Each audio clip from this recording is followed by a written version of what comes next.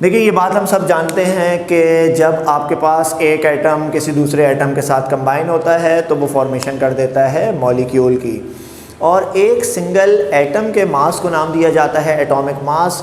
और जब दो एटम्स आपस में कंबाइन होकर मॉलिक्यूल की फॉर्मेशन करते हैं तो उसका अपना कुछ ना कुछ मास होता है जिसे नाम दिया जाता है मॉलिक्यूलर मास। तो किसी को याद है कि बेटा मॉलिक्यूलर मास की यूनिट क्या हुआ करती है?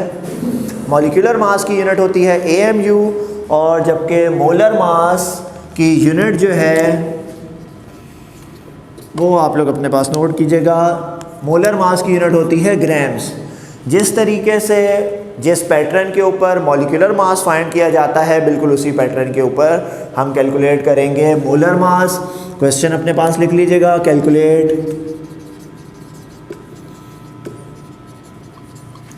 The molar masses of the following. Atomic mass और molecular mass expressed in grams is known as molar मास।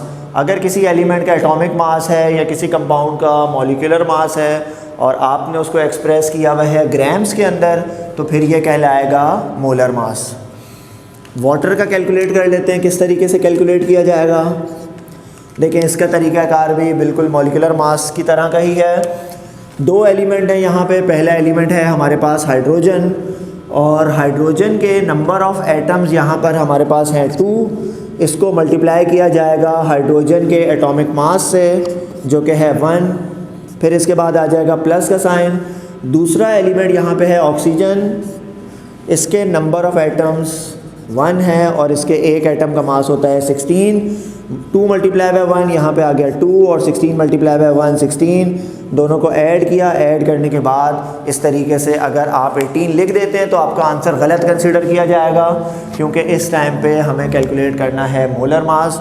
और जब तक आप इसके आखिर में यूनिट नहीं लिखेंगे, इसको एक्सप्रेस नहीं करेंगे, तब तक आपको फुल मार्क्स यहाँ पे नहीं मिलेंगे।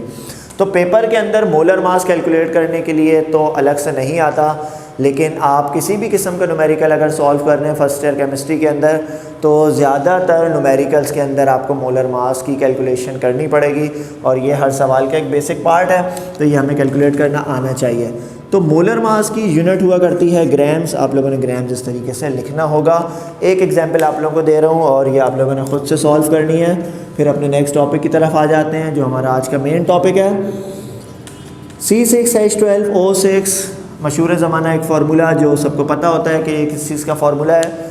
C6H12O6 ये हमारे पास है ग्लूकोज का फार्मूला।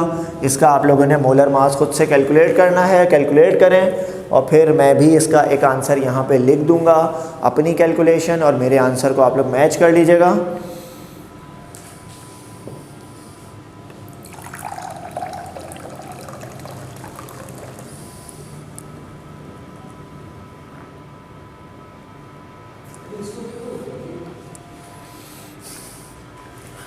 जी बेटा, सॉल्व किया आप लोगों ने।